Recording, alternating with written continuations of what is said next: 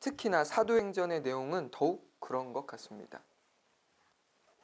특정한 배우가 계속 무대 위에 있는 것이 아니라 시나리오에 따라 누군가는 무대 뒤로 조용히 사라지고 다른 누군가는 무대 위로 그를 대신해서 다시 등장하는데, 이때 등장 인물만 바뀌기도 하지만 때로는 상황에 따라 배경 자체가 완전히 달라지기도 합니다. 오늘부터 살펴볼 본문의 내용이 꼭 그와 같습니다. 지금까지 무대 위에 있던 사울은 잠시 무대 뒤로 사라지고 그를 대신해서 사도행전 8장 25절 이후로 보이지 않던 베드로라는 사람이 다시 등장하기 시작합니다. 베드로만 새롭게 등장하는 것이 아니라 그의 등장과 함께 배경 자체도 완전히 달라지는데, 우리는 이것을 본문 32절의 내용을 통해서 확인할 수 있습니다. 32절 다시 한번 읽어보겠습니다. 시작. 그때에 베드로가 사방으로 두루 다니다가 룻다에 사는 성도들에게도 내려갔더니. 아멘. 저희가 지금 방금 읽은 본문 32절의 말씀은 무엇으로 시작해요? 어떤 단어로 시작합니까? 그때에 라고 하는 것으로 시작합니다.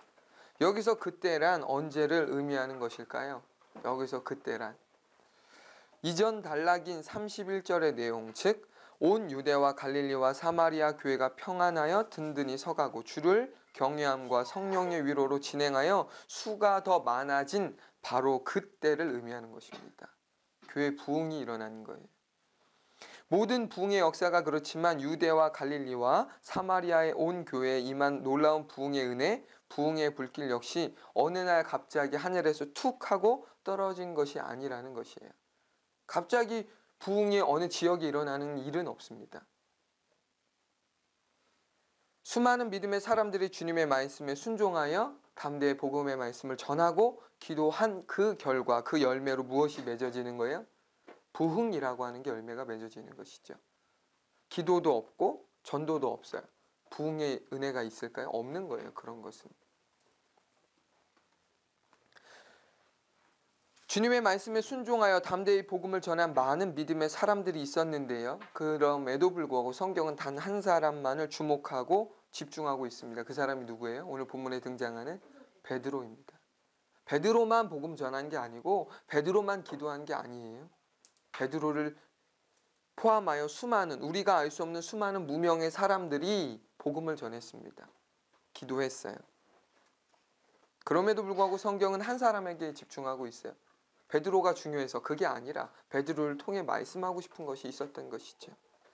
그러면서 그가 어디서 무엇을 했는지를 자세히 소개하고 있는데요. 그 내용이 바로 방금 전에 저희가 읽었던 32절의 본문의 내용입니다. 그가 어디서 무엇을 했는지를 언급하고 있어요. 베드로가 어디서 무엇을 했습니까? 본문 32절의 내용에 따르면 어디서 무엇을 하고 있는지 확인할 수 있어요. 여러 지역을 두루 다니다가 어디에 갑니까? 룻다라고 하는 지역에 가서 누구를 만나요? 성도들을 만났다라고 기록되어 있어요. 성도들. 그냥 룻다에 사는 사람들을 만났다고 안 되어 있고 성도들을 만났다고 되어 있습니다. 성도가 누구예요? 예수님을 믿는 믿음의 사람이 성도잖아요. 이 내용을 토대로 우리는 그가 여러 지역을 다닌 두 가지 목적이 있었다는 것을 확인하게 되어져요. 지금 처음부터 예루살렘에서 나와서 룻다로 간 게 아니라 두루 다니다가 룻다라고 하는 지역을 갔어요. 그가 이렇게 나와서 많은 곳을 방문했던, 두루 다녔던 두 가지 목적이 있다는 것을 확인하게 되어지는데, 그중 첫 번째 목적이 무엇이냐면 복음을 전하기 위함이었습니다. 베드로가 복음을 전하기 위해서 곳곳 구석구석을 돌아다닌 거예요. 베드로는 땅끝까지 이르러 주님의 증인이 되라는 주님의 명령에 순종하고자 곳곳을 다니며 농부처럼 무엇을 뿌리는 거예요? 복음의 씨를 뿌린 거예요. 베드로와 같은 믿음의 사람들이 있었기에 부흥의 은혜가 임할 수 있었고, 그 결과 복음이 유대를 넘어 사방으로 확산될 수 있었다라는 것을 우리는 알 수 있습니다. 베드로가 믿지 않는 자들에게 복음을 전하기 위해서만 여러 지역을 두루 다닌 것은 아니었어요. 그것이 첫 번째 목적이었지만 그것만을 위해서 간 것은 아니었어요. 믿음의 성도들을 방문해서 그들을 가르치고 격려하고자 하는 목적도 그에게 있었다라는 거예요. 이것이 그가 여러 지역을 두루 다녔던 두 번째 목적입니다. 우리는 이것을 베드로가 루다에 사는 성도들을 방문했다라는 본문 32절 하반절의 내용을 통해 확인하게 되어지는 것이죠. 루다에 사는 사람들을 만나려고 간 게 아니라 누구를 만나려고 의도적으로 갔다는 거예요? 성도들 만나려고 갔다라는 것이죠. 성도들을 만나려고. 본문에 언급된 루다라고 하는 지역은요, 구약에는 롯이라고 하는 기록된 베냐민 지파의 성읍으로 예루살렘에서 약 40km 정도 떨어진 곳입니다. 40km. 멀다 하면 멀고 가깝다 하면 가까운 거리예요. 본문의 내용에서 우리가 눈여겨보아야 할 것은 그곳에는 이미 주님을 믿는 성도들이 있었다라는 것이에요. 성도들이 있었다는 거예요. 베드로가 루다를 방문한 것도 루다에 사는 믿음의 성도들을 만나기 위함이었다라고 성경은 정확하게 그 내용을 언급하고 있습니다. 우리가 궁금한 건 뭐냐면 그러면 그들이 언제 누구를 통해 복음을 믿고 알게 되었을까라고 하는 사실이죠. 베드로가 가기 전이에요. 그런데 이미 거기에는 한두 사람이 아니라 믿음의 성도들이 있었어요. 모르긴 몰라도 적지 않은 사람들이 그곳에 있었던 것이죠. 누가 그들에게 복음을 전했을까? 베드로가 오기 전에 누군가 복음을 이미 전한 거잖아요. 그래서 믿은 거잖아요. 그런데 성경은 의도적으로 그것에 대해 일절 언급하고 있지 않습니다. 누구를 통해 그들이 복음을 들었고 누구를 통해 그들이 예수님을 인격적으로 영접했고 그들이 성도가 되었는지 언급하고 있지 않아요. 그냥 성도가 있었다라고만 언급해요. 왜냐하면 왜 그것을 구체적으로 언급하지 않냐? 왜냐? 누가 그들에게 복음을 전했는지가 중요한 것이 아니라 그들이 복음을 듣고 예수님을 믿는 사람으로 성도로 변화된 이 사실 이 자체가 중요하기 때문에 그렇습니다. 사람들은 자꾸 자기 이름을 누군가가 기억하기를 또 어딘가에 기록해 두기를 바라는 이상한 습성이 있습니다. 그래서 유명한 곳을 가면 한국 사람들이 주로 뭐예요? 거기에 누구누구 왔다 감 뭐 이런 거 남겨놓잖아요. 수학여행 가는데 불국사 가니까 거기 뭐 이미 이름이 빼곡해요. 쓸 데가 없을 만큼. 꼭 사인펜 챙겨가는 것 같아요. 누구 왔다 갔다 아니면 이름을 쓰든지 아니면 채취를 남겨놓든지 뭔가 해요. 자기가 여기를 왔다 갔다 누군가 나도 그렇지만 누군가 이걸 보기를 바라는 그런 마음이 있다라는 거예요. 물론 누군가가 나의 이름을 기억하고 또 어딘가에 나의 이름이 기록되어 있다라면 그것이 이상한 뭐 유물이나 이런 곳이 아니라 문화재가 아니라 뭐 어딘가에 이름이 떡하니 아주 좋은 곳에 기록되어 있다라면 고맙고 기분이 좋은 것은 사실이에요. 누군가가 내 이름을 누군가 이은지를 기억하고 있는 거예요. 기분 좋죠. 누군가가 장용진을 기억하면 너무 좋은 거예요. 그걸 물론 좋은 의미에서요. 그렇죠? 나쁜 의미에서가 아니라 좋은 의미에서 김지연을 기억하고 있으면 얼마나 좋아요. 아, 그 사람 참 좋았는데. 누군가 혜진이의 이름을 기억하는 거예요. 혜진이는 잊어버렸는데. 아, 김혜진 참 예뻤는데. 얼마나 좋아요. 고맙고 기분이 좋은 게 사실이에요. 하지만 여러분 기억하셔야 될 것이 있습니다. 그것은 신앙생활에 있어서는 누군가 나의 이름을 기억하고 어딘가 나의 이름이 기록되어 있다라고 하는 그것이 유익하지도 건강하지 않을 수도 있다라는 사실이에요.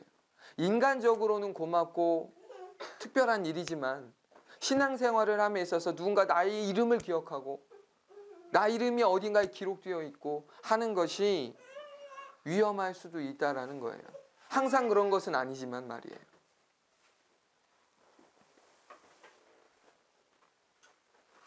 무엇이 또 왜 유익하지도 건강하지 않을까? 주님께 마땅히 돌아가야 할 영광을 우리가 가로챌 수 있기 때문에 그렇습니다. 사람들이 기억하고 어딘가에 내 이름이 기록되어 있는 이것이 이 자체로는 좋을 수 있지만 무엇에 대한 위험성이 잠재되어 있냐면 내가 주님의 영광을 가로채는 사람이 될 수 있다라고 하는 이 사실이 이 함정이 잠재되어 있다라는 거예요. 그렇게 주님은 제자들에게 무엇을 강조하셨냐면 오른손이 하는 것을 왼손으로 하여금 모르도록 은밀하게 하라고 요구하셨어요. 누군가 나의 이름을 기억하면 좋죠. 내가 누군가를 도와줬어. 그 사람이 나의 선행으로 인하여 뭔가를 다시금 살아날 수 있고 다시금 일어날 수 있는 기회를 부여받았다라면 그것이 나를 통해 그 사람이 나라고 하는 사람이 각인되어 있다라면 좋을 것 같지만 꼭 그렇지 않다는 거예요. 왜냐하면 그 사람이 주님의 이름을 주님께 감사를 해야 되고 주님께 영광을 돌려야 될 그것을 누가 보이는 그 사람이 그 영광을 가로챌 수 있는 위험한 요인이 잠재되어 있기 때문에 그런 것입니다. 그래서 예수님께서 앞서 말씀드린 것처럼 오른손이 하는 것을 왼손으로 하여금 모르게 하는 것을 요청하신 거예요. 마태복음 6장 3절에서 4절 내용 한번 찾아보겠습니다. 마태복음 6장 3절로 4절입니다. 이것이 이번 주일 암송 구절이에요. 자, 3절 그 다음 주에는 4절 이렇게 외워볼게요. 오늘은 3절 4절을 다 읽어보겠습니다. 시작. 너는 구제할 때에 오른손이 하는 것을 왼손이 모르게 하여 내 구제함을 은밀하게 하라. 은밀한 중에 보시는 너의 아버지께서 갚으시리라. 아멘. 어떻게 오른손이 하는 것을 왼손이 모르게 할 수 있죠? 현아? 오른손이 하는데 어떻게 왼손이 몰라? 왼손이 하는데 어떻게 오른손이 몰라? 무슨 말일까? 우리 친구들은 잘 이해가 되지 않을 수도 있지만 이것은 그냥 비유예요. 비유. 진짜 그렇다는 게 아니라 그런 것을 쉽게 설명하는 거예요. 오른손이 하는 것을 왼손이 모를 정도로 은밀하게 하라고 말씀하시는 거예요. 가장 가까이 있는 사람조차 모르도록. 이 말씀에서 우리가 주목해서 보아야 할 것은 주님께서 은밀하게 하라고만 말씀하신 것이 아니라 은밀한 중에 보시는 하나님께서 뭐 하시겠다고 약속하셨어요? 뭐 하시겠다고? 똑바로 앉으세요. 뭐 하겠다고 약속하셨어요? 은밀한 중에만 해라고 말씀하셨어요? 은밀하게 보시는 하나님이 갚아주시겠다라고 약속하셨다라는 거예요. 이건 하나님의 약속입니다. 이 말씀을 뒤집어 보면 구제든 선행이든 무엇이든 은밀한 중에 하지 않고 사람들을 의식하여 보이게 한 경우 하나님 아버지께서 갚아주시지 않겠다라고 하신 말씀이에요. 엄밀히 말해 갚아주시지 않는 것이 아니라 갚아주실 것이 없는 것입니다. 하나님이 갚아주실 것이 없는 거예요. 그 사람에게.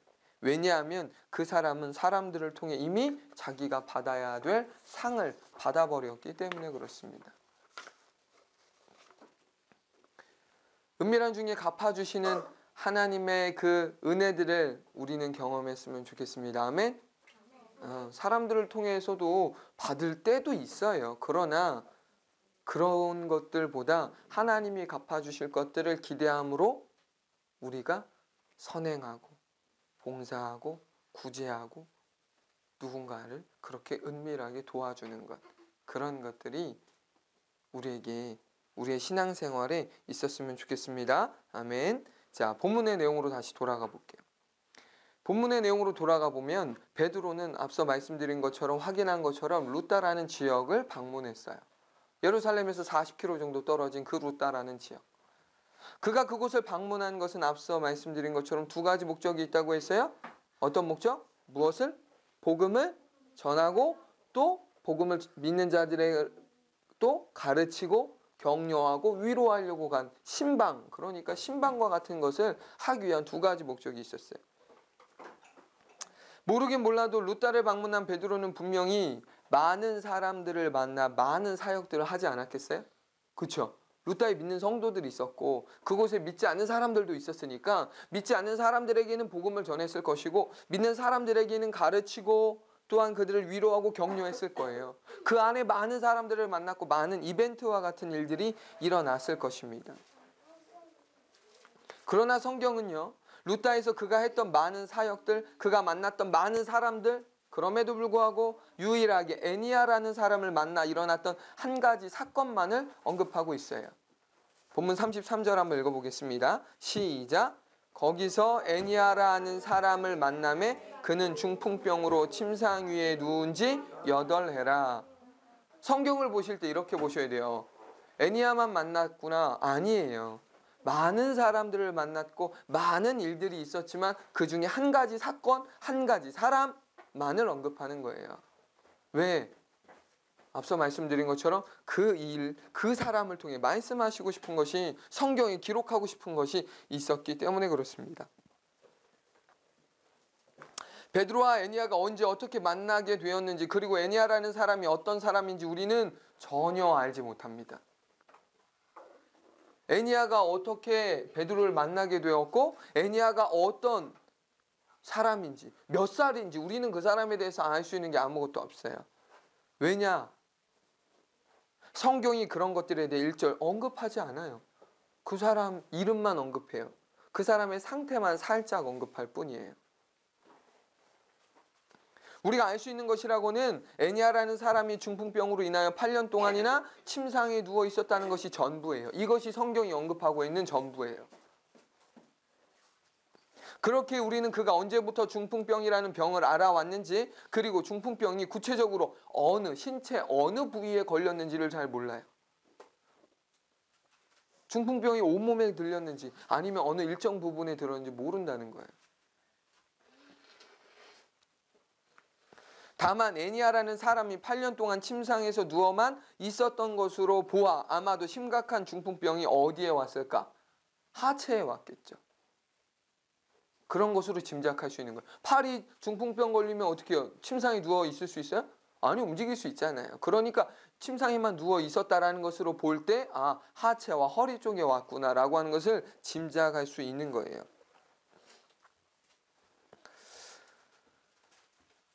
말이 쉬워서 여러분 8년이지 지금 현이가 8살, 만으로 치면 7살이에요. 7년이에요 그러면. 그러니까 8년을, 말이 쉬워 8년이지 8년 동안 꼼짝도 하지 못한 채 침상에만 누워있다라고 한번 생각해 보세요. 아무것도 못해요. 축구 못해. 친구 못 만나. 학교 못 가. 아무 데도 못 가. 심지어 화장실도 내 힘으로 못 가. 도와줘야 돼.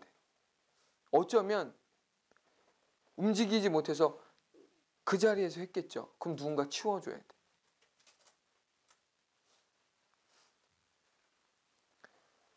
얼마나 힘들었을까요? 얼마나 답답했을까요? 얼마나 고통스러웠을까요?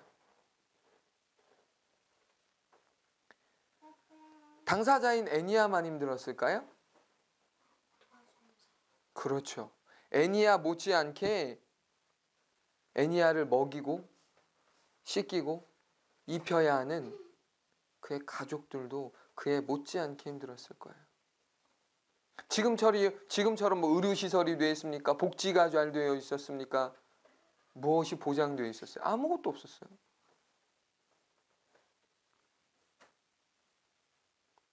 애니야를 포함하여 그의 가족들에게 8년이란 세월은 말할 수 없는 고통과 절망의 시간이었을 것입니다.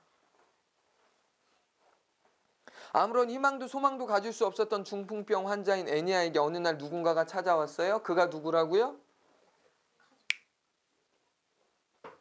누구? 베드로. 엄밀히 말해 베드로가 애니야를 만나려고 만난 것이 아니라 베드로의 걸음을 주장하시고 인도하시는 누가? 주님께서 베드로로 하여금 누구를? 애니야를 만나게 하셨다라는 것입니다. 왜 주님께서 베드로에게 애니야를 만나게 하셨을까요? 우리는 그 이유를 34절에서 확인할 수 있죠. 34절입니다. 시작. 베드로가 이르되 애니야야 예수 그리스도께서 너를 낫게 하시니 일어나 내 자리를 정돈하라 한데 곧 일어나니. 아멘. 주님께서 베드로로 하여금 애니야를 만나게 하신 이유는 분명해요. 중풍병으로 8년 동안 침상에만 누워있는 그 불쌍한 그 사람을 어떻게 하시기 위함이에요? 고쳐주시기 위함이었어요. 고쳐주시려고, 치료해 주시려고 만나라고 하신 거예요. 그런데 왜 우리는 주님께서 그를 치료해 주시려고 했는지 구체적인 이유도 알지 못해요. 자, 보세요. 주님께서 보내셔서 그가 고침을 받아요. 그런데 우리는 왜 주님께서 그를 선택해서 고쳐주셨는지 모른다고요. 그에게 그럴 만한 믿음이 있었던 것인지, 아니면 그가 그렇게 기도를 했던 것인지, 아니면 다른 사람을 통해 그가 부탁을 한 것인지, 아니면 그가 부탁하지는 않았지만 그의 가족들이 예수님이 그 베드로가 왔다는 사실을 듣고 부탁을 한 것인지 아무것도 모르는 거예요. 우리가 확실히 알 수 있는 것이라고는 주님께서 애니야를 치료하시기로 결정하셨고 그 일을 베드로에게 맡기셨다라는 것밖에 없어요. 그에 대한 것은 아무것도 몰라요. 베드로는 주님의 뜻에 순종하여 애니야를 찾아가서는 마치 이전부터 잘 알고 지내던 사람의 이름을 부르듯, 지금 처음 만나는 거예요. 그런데 이름을 불러요. 애니야야, 애니야야. 친숙하게 이름을 부르며 그에게 예수 그리스도께서 너를 낫게 하시니 일어나 내 자리를 정돈하라는 주님의 말씀을 선포합니다. 일어나 이런 게 아니에요. 지금 예수 그리스도께서 너를 낫게 하시니 일어나 내 자리를 정돈하라. 주님의 말씀을 대언하여 선포하는 거예요. 그러자 그 말이 떨어지기가 무섭게 8년 동안 침상에만 꼼짝달싹할 수 없이 누워만 있었던 애니야가 그 즉시로 일어났습니다. 일어나라 그랬더니 일어난 거예요. 한 번도 일어나지 못했는데 8년 동안. 그가 침상에서 일어났다는 것은 그의 중풍병이 완전히 없어졌어요. 치료되었다라는 것을 의미하는 것이죠. 베드로가 애니야에게 선포했던 메시지의 내용에서 저와 여러분이 주목해야 할 것이 있습니다. 그것은 베드로가 애니야에게 예수 그리스도께서 너를 낫게 하시니 일어나라고만 하지 않았다는 거예요. 자, 보세요. 지금 중풍병으로 고통과 괴로움 가운데 8년 동안 누워있는 그에게 예수 그리스도께서 너를 낫게 하시니 일어나 걸어라 라고 하시면 돼요. 그런데 그렇게만 말씀하시지 않았어요. 무엇을 덧붙였습니까? 내 자리를 정돈하라 고 말씀하셨어요. 내 자리를 정돈하라. 일어나 걷기만 하지 말고 뭐 하라는 거예요? 내 자리를 정돈하라는 거예요. 여러분, 매우 흥미로운 사실이 있어요. 그것은 무엇이냐? 애니야를 향한 베드로의 이 메시지가 예수님께서 베데스다라는 연못에서 38년 된 병자에게 하셨던 말씀과 거의 똑같다라는 것입니다. 베드로가 애니야에게 했던 이 문장, 이 메시지가 누가 누구에게? 예수님께서 베데스다라는 연못에 있던 38년 된 병자에게, 중풍병 병자에게 말씀하셨던 내용과 거의 똑같다라는 거예요. 요한복음 5장 8절에서 9절입니다.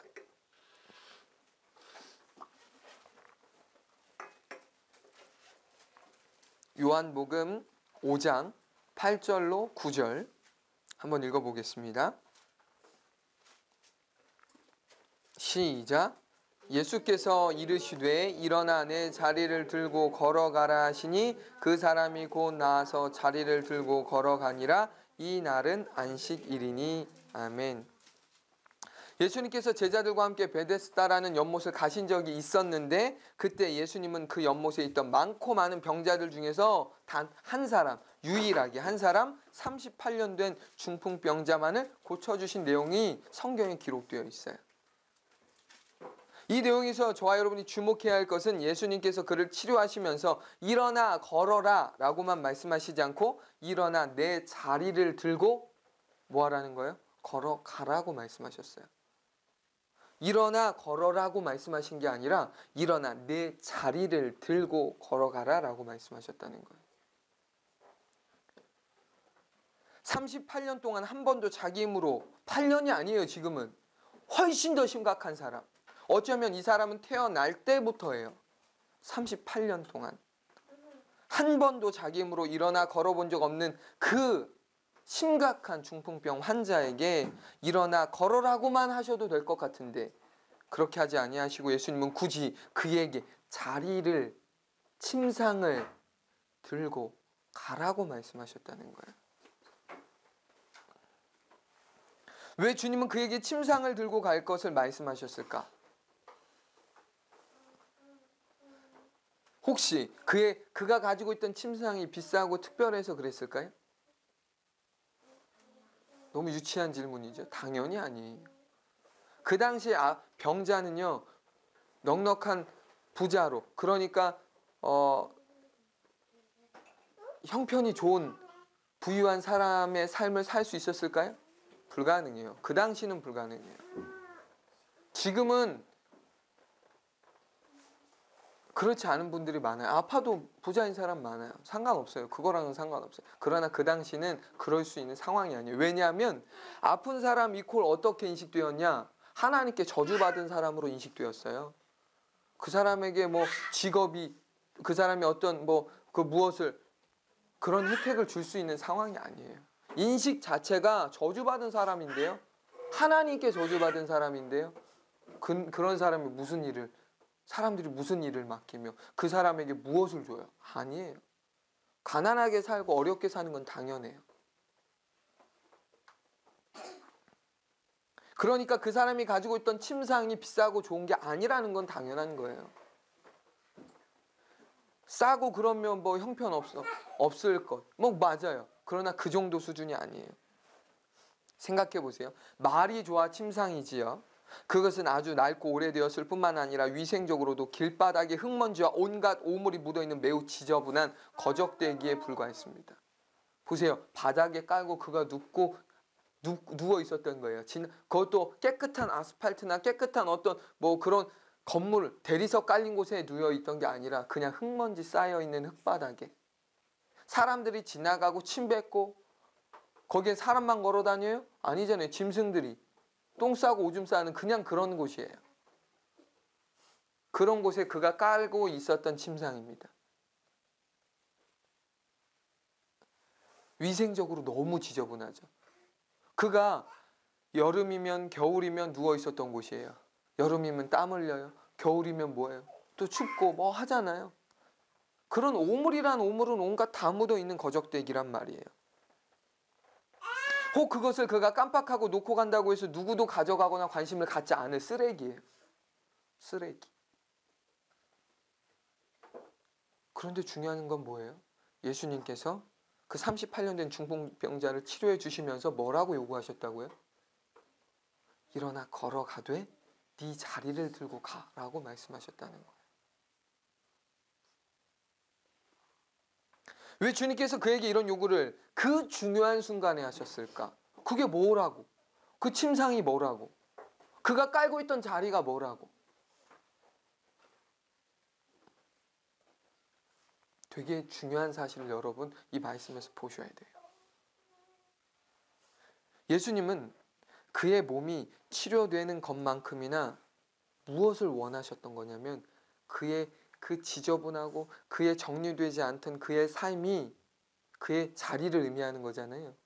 그것이 정리되고 정돈되기를 원하셨기 때문에 그 말씀과 그 요청을 하셨다라는 사실입니다. 그냥 네 몸만 치료돼서 그냥 유유히 떠나가 이게 아니라 건강해졌니? 그럼 너의 삶이 이전과는 다른 삶이 되어야 돼. 정리된 삶, 정돈된 삶을 살아야 돼. 그거 그냥 내버려 두지 말고 이제 정리해.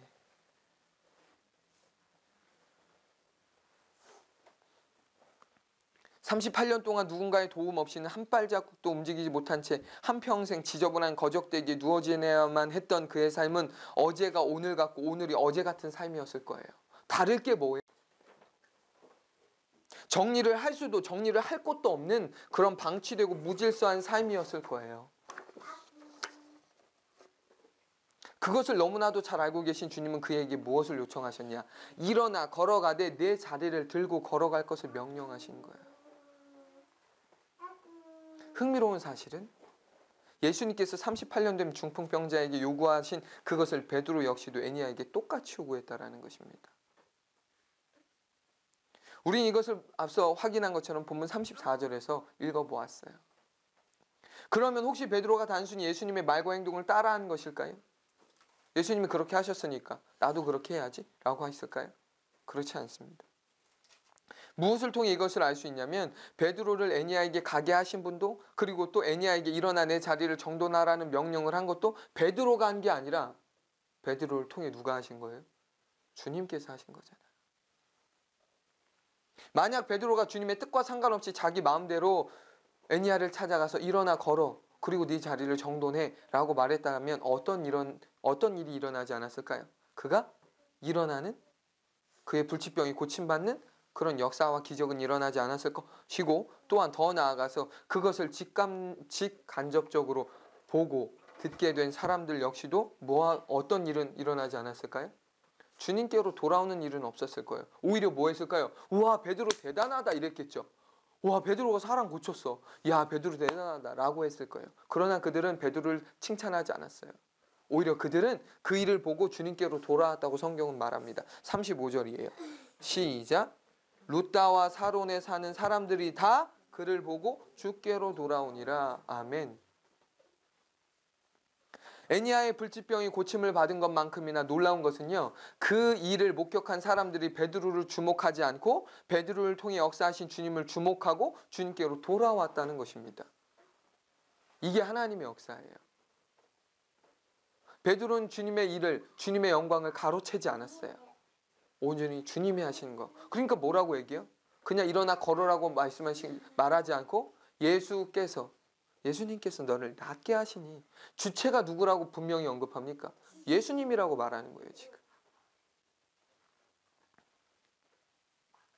여러분, 여기서 그들이 루다와 사론에 사는 사람들이 다 그를 보고 주께로 돌아오니라고 하는 이 내용에서 그들이 주님께로 돌아왔다는 것은 그들이 예수님을 유일한 구원자로 믿고 그분을 인생의 주인 왕으로 영접했다라는 것을 의미함과 동시에 우리가 주목해야 될 게 있어요. 그게 뭐냐? 죄로 인하여 몹시도 헝클어졌던 그들의 인생이 예수님으로 말미암아 완벽하게 정돈되었다라는 것을 의미하는 것이기도 하다라는 것이에요. 그냥 예수님을 내가 유일한 구원자로, 하나님이 보낸 메시아로, 우리 인생의 왕으로 영접했습니다, 믿습니다 라는 정도로 끝나는 게 아니라 그것이 의미하는 함축된 의미가 하나 더 있다는 거예요. 예수님을 믿는다라고 하는 것이 함축하고 있는 의미가 또 있다는 거예요. 그게 뭐냐? 헝클어졌던, 죄로 인하여 심각하게 훼손되고 헝클어졌던 그들의 삶이 예수님으로 말미암아 정리되고 정돈되었다라고 하는 것을 의미하는 것이기도 하다라는 거예요. 이게 바로 신앙생활입니다. 신앙생활은 단순히 예수님을 믿는다, 그래서 주일날 예배 드린다, 이 정도가 아니라 나를 구원하신 그 주님, 나의 왕, 그분이 나를 통치하시고 그래서 나의 헝클어졌던 삶이 어떻게 되는 거예요? 정리되어지는 것을 의미하는 거예요. 정돈되어지는 것을 의미하는 것입니다. 지금은 은퇴를 하셨지만 100주년 기념교회를 담임하셨던 이재철 목사님은 신앙을 다음과 같이 정리하셨어요. 뭐라고 하셨냐면, 들어보세요. 신앙을 한마디로 정의하면 삶의 정돈이라고 표현할 수 있습니다. 죄로 얼룩지고 헝클어졌던 삶이 주님의 십자가 보혈 속에서 깨끗하게 씻어지고 정돈되는 것입니다. 욕망의 덫에 빠져 무절제하게 방황하느라 어수선하기만 하던 삶의 자리가 주님의 말씀 안에서 바르게 정돈되는 것입니다. 그릇된 감정과 이기심으로 갈기갈기 찢어졌던 인간관계가 주님의 사랑 안에서 회복되고 정돈되는 것입니다. 바른 방향을 상실했던 삶의 목적이 진리 안에서 주님을 향해 바르게 확정되고 정립되고 정돈되는 것이 신앙입니다 라고 정리하셨어요.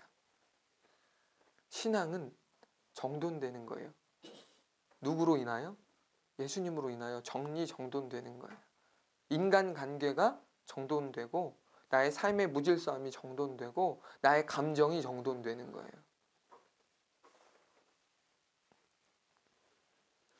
주님께로 돌아오는 것, 주님을 믿는 것이야말로 카오스와 같은 무질서한 우리의 인생을 정돈할 수 있는 유일무이한 길이요 방법인 줄 믿으시기 바랍니다. 그 누구도요, 그 무엇도요, 우리의 인생을 정돈할 수가 없어요.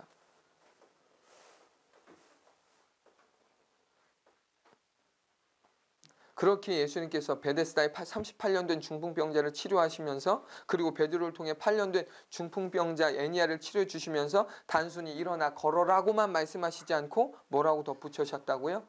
내 자리를 들고 가고 네 자리를 정돈하라고 말씀하셨다는 거예요.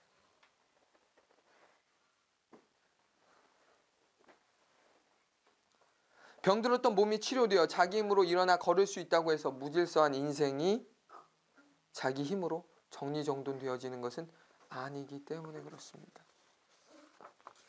오늘 이 말씀이 우리에게 아주 중요한 이슈를 전달해주고 있어요. 예수님을 믿으면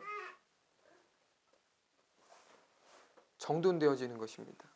아멘. 그러나 문제는 무엇이냐? 예수님을 믿지만 정돈되어져 있지 않은 삶을 살아가는 사람들이 너무 많다는 거예요. 여전히 어수선하고요. 여전히 분주하고요. 여전히 무질서하고요. 여전히 헝클어져 있는 거예요. 여러분, 예전에 목사님들이 왜 성도들의 가정을 신방한지 아세요? 그 집을 보려고 한 거예요. 그 밖에서 만나면 될 걸 왜 굳이 집에 가요? 그 집을 보려고 하는 거예요. 그래서 무엇을 보려고 하는 거냐? 이 사람의 어떤 삶의 수준, 이 사람의 어떤 이런 것들도 보지만 이 사람의 지금 상태를 보려고 하는 거예요. 집을 보면 그 사람의 상태가 보이거든요. 심리적 상태가, 정서적 상태가 보이거든요. 그래서 여러분, 우울증이 있는 사람 집을 가보면 이 사람의 우울증이 심한지 심하지 않은지를 알 수 있어요. 무엇을 볼 수 있냐? 무엇으로요? 집안 상태, 꼬라지를 보면 알게 되어져요. 우울증 있는 사람은 집 정리하지 않습니다. 그럴 겨를이 없고요. 그럴 마음이 없어요. 그러니까 집안 상태가 곧 그 사람의 마음 상태와 같은 거예요. 헝클어져 있고 정리정돈되어 있지 않아요. 그래서 뭘 알 수 있냐? 집안만 그래요? 자기 몸도 안 씻어요. 우울증이 심각한 사람은요, 상담실에 딱 들어오는 순간 알아볼 수 있어요. 이 사람이 심각한 사람인지, 경증인지 중증인지 알 수 있어요. 몸과 얼굴을 보면 알아요. 냄새만 맡아봐도 알아요. 심한 사람은 안 씻어요. 씻을 필요성을 못 느끼거든요. 치장을 하질 않아요. 몸만 그래요? 집도 그렇다니까요. 정리정돈을 안 해요.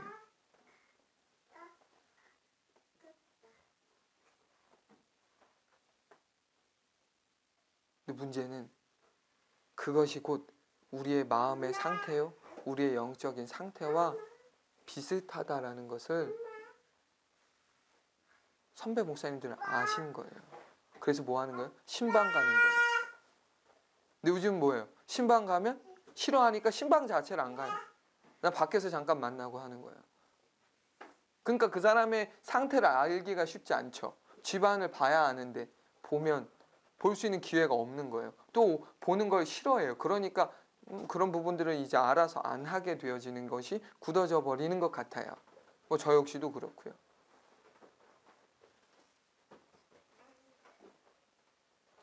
앞서 말씀드린 핵심이 뭐예요? 오늘 우리가 이 말씀 앞에서 들어야 될 메시지가 뭐예요?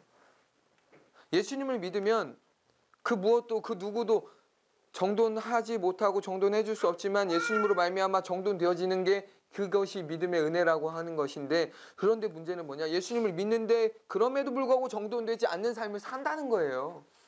지금 우리는 예수님을 믿잖아요. 내 자리를 들고 들어가 정돈하라 라고 요청하셨는데, 그러면 우리는 뭔데요?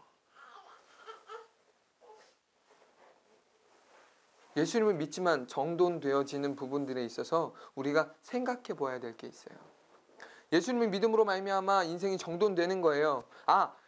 예수님만이 유일한 구원자구나라고 하는 게 확 정리돼요. 다른 건 다 가짜야. 이게 진리야. 이게 정돈이 되어버려요. 그러니까 기웃기웃하지 않을 수 있어요. 그러나 그것과 함께 모든 것이 자동적으로 정리되고 정돈되면 좋겠지만 그렇지 않아요. 그게 정리되었지만 여전히 정리되어지지 않고 정돈되어지지 않은 것이 너무 많아요. 정리가 필요하고 정돈이 필요합니다.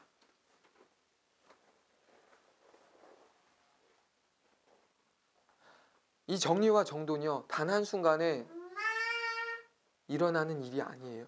예수님을 믿는다고 모든 것이 내 삶이 정리되고 정돈되는 게 아니에요. 예수님을 믿는다고 해서 대인관계가 정리가 확 돼요? 아니에요. 나의 성격이 정리가 돼요? 아니에요. 내 감정이 정리돼요? 아니에요. 그것은 날마다 해야 될 훈련이에요. 그도 그럴게요. 어제의 믿음과 오늘의 믿음이 같지 않아요. 어제는 정리되고 정돈된 것 같은데 오늘은 정리되거나 정돈된 것 같지 않아요.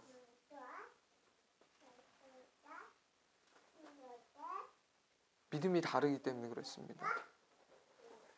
그건 누구나 예외가 없는 거예요.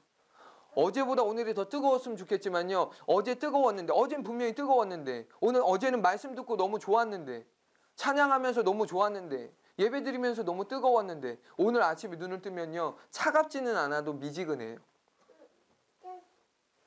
그게 사람이에요.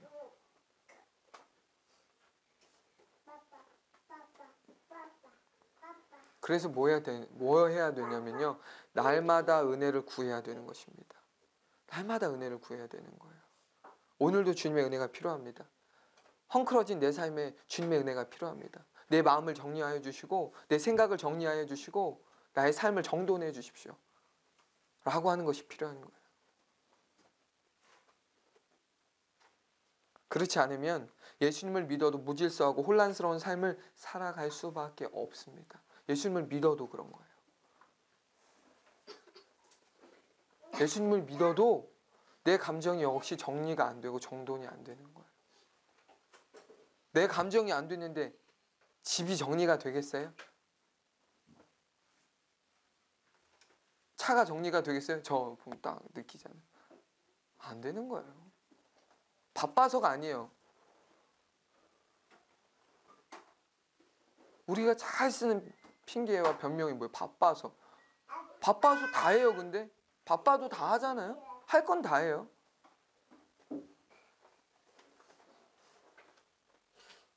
우리의 마음, 우리의 영적인 것들이 정리와 정돈이 되어져야 되는데 그게 안 되면 현상적으로 표출이 된다니까요. 이게 내 상태야. 집안에 이게 내 상태구나 보시면 알아요.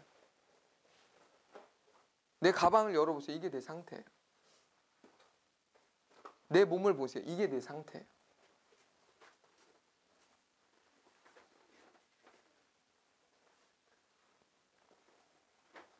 정리와 정돈이 필요합니다. 2019년 마지막을 달려가고 있어요. 얼마 남지 않았습니다. 이제 일주일 남은 거예요. 이제 정리가 필요하고 정돈이 필요한 때잖아요. 한 해를 돌아보면서 정리가 필요한 때예요. 근데 지금 시기적으로만 그런 게 아니라 우리가 매일매일 정리와 정돈이 필요한 사람이라고요. 그 일의 시작은 내가 부지런 떨어서 정리하는 거 배울까? 이게 아니라 예수님을 말미암아 내 안에 완벽한 정리와 정돈이 되어지며 그분이 내 삶의 주인이 진짜 되어주시면 그러한 것들이 현상적으로도 정리되어지고 정돈되어지는 부분들. 그래서 해야 될 것과 하지 않아도 될 것들을 정리하면 스케줄이 정리가 되겠죠. 안 해도 될 걸 하니까 시간이 없는 거예요. 안 해도 되는 걸 자꾸 하니까 시간이 없는 거라고요. 이해가 되세요? 굳이 안 해도 되는 걸 하니까 시간이 없는 거예요. 그러니까 뭐예요? 해야 될 걸 정작 못하게 되는 거예요. 안 해도 될 걸 정리하고 안 봐도 될 걸 정리하고 몰라도 될 걸 정리하면 정리가 되는 거예요. 바라기는 주님을 믿고 의지함으로 날마다 우리의 무질서하고 어지러운 헝클어진 삶이 질서 있는 삶, 정돈된 삶으로 새로워지기를 예수 이름으로 축원합니다. 아멘. 같이 한번 우리 기도하겠습니다.